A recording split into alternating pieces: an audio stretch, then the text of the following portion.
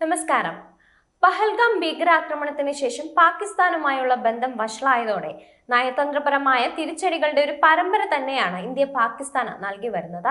ആ കൂട്ടത്തിൽ പാകിസ്ഥാനെ ഏറ്റവും കൂടുതൽ പൊള്ളിക്കാൻ സാധിക്കുന്ന ഒന്നാണ് ഇറാനിലെ ചബഹാർ തുറമുഖം. തുറമുഖം വേഗത്തിൽ വികസിപ്പിക്കാൻ നിലവിൽ ഇന്ത്യ കൈക്കൊണ്ടിരിക്കുന്ന അതിവേഗ നീക്കങ്ങളെല്ലാം തന്നെ ചൈനയെയും പാകിസ്ഥാനെയും ഒരേപോലെ ചൊടിപ്പിക്കാൻ സാധിക്കുന്നവയാണ് എന്നതിൽ സംശയമില്ല.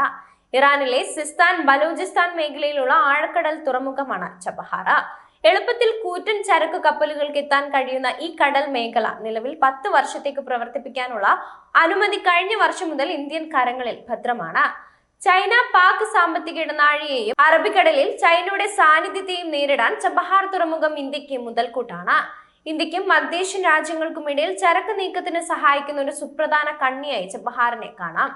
ഇന്ത്യ, ഇറാൻ, അഫ്ഗാനിസ്ഥാൻ, ഉസ്ബെക്കിസ്ഥാൻ തുടങ്ങിയ കോമൺവെൽത്ത് രാജ്യങ്ങൾക്ക് പരസ്പരം ബന്ധപ്പെടുന്നതിന് അനുയോജ്യമായ നയതന്ത്ര സ്ഥലത്താണ് ചബഹാർ തുറമുഖം സ്ഥിതി ചെയ്യുന്നത്. തുറമുഖ വികസനത്തോടൊപ്പം റെയിൽവേ ലൈൻ വഴി ഇറാനുമായി ബന്ധിപ്പിക്കുന്നതും ഇന്ത്യയുടെ പദ്ധതിയുടെ ഭാഗമാണ്. ചബഹാർ തുറമുഖത്തു നിന്ന് 72 കിലോമീറ്റർ അകലെയാണ് ഗ്വാദർ തുറമുഖം. പാകിസ്ഥാന്റെ ചൈന പിന്തുണയ്ക്കുന്ന ഗ്വാദർ തുറമുഖത്തെ പ്രതിരോധിക്കുക എന്നതാണ് ഇന്ത്യയുടെ ഈ നടപടിയുടെ ലക്ഷ്യം. ചൈന പാകിസ്ഥാൻ സാമ്പത്തിക ഇടനാഴി ഒഴിവാക്കി പശ്ചിമേഷ്യയിലേക്കും അഫ്ഗാനിസ്ഥാനിലേക്കും ഇന്ത്യക്കൊരു വഴിയൊരുക്കുന്നത് ചബഹാറാണ്. പഹൽഗാം ഭീകരാക്രമണത്തിന് ശേഷം പാകിസ്ഥാനുമായുള്ള ബന്ധം വഷളായതിനാൽ ചബഹാർ ഇന്ത്യക്ക് നിർണായകം തന്നെയാണ്.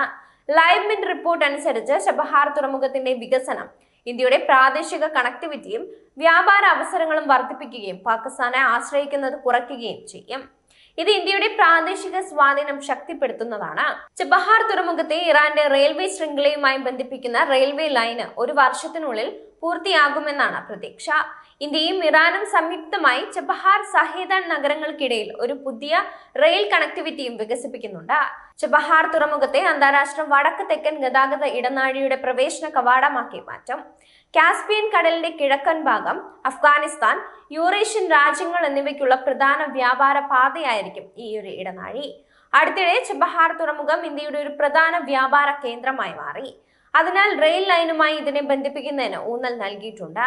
2016 ഇന്ത്യൻ റെയിൽവേയുടെ IRCON ഇറാനിയൻ റെയിൽവേയുടെ construction and development of transportation infrastructure കമ്പനിയും തമ്മിൽ ഒരു കരാർ ഒപ്പുവെച്ചു. എന്നാൽ 700 കിലോമീറ്റർ നീളമുള്ള ചബഹാർ സഹേദാൻ റെയിൽവേ ലൈനിന്റെ പണി വളരെ മന്ദഗതിയിലാണ് പുരോഗമിക്കുന്നത്.